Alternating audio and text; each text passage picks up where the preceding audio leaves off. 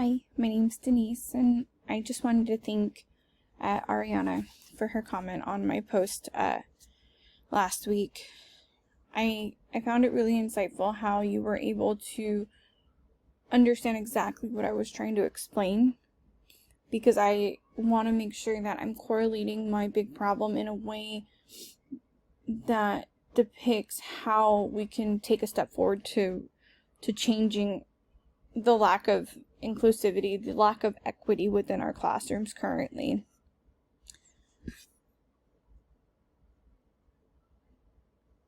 In some ways, it makes me even more passionate about how essential and how crucial it is that we need to continue to move forward. We need to continue to implement small changes within each classroom to where every child is given the same opportunities.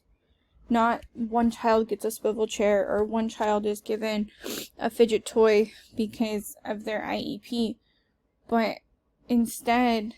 of singling out one specific child, why not provide those things for all children? Because a child that may have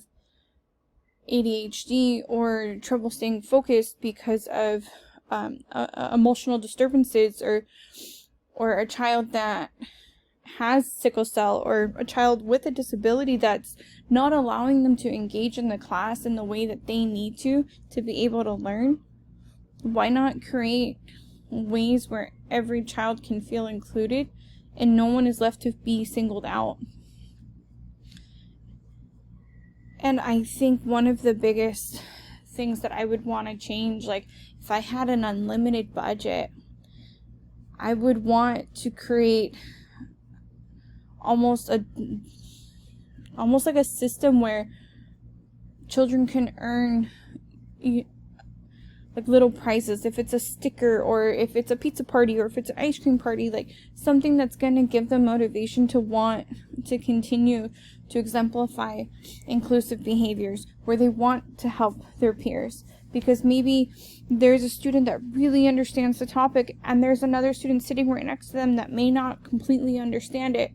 and they can collaborate together and it can become a teaching moment for each other where they can feel confident. And maybe the following lesson, it's vice versa. Maybe it's the student that was struggling the week before that completely understands the new lesson, and the student who understood it the week before now needs a little extra guidance or a little extra explanation. And I think it's so important that we provide those learning moments, even with how we set up the classroom, that maybe it's 4 desks together where students are circled up in groups, and we change those groups out every few weeks so that every child is able to learn from each other, instead of just having a teacher teaching at the students and just giving them a lesson plan, because every child learns differently. Every child is going to grasp the information differently. So I think it's important that we keep an open mind to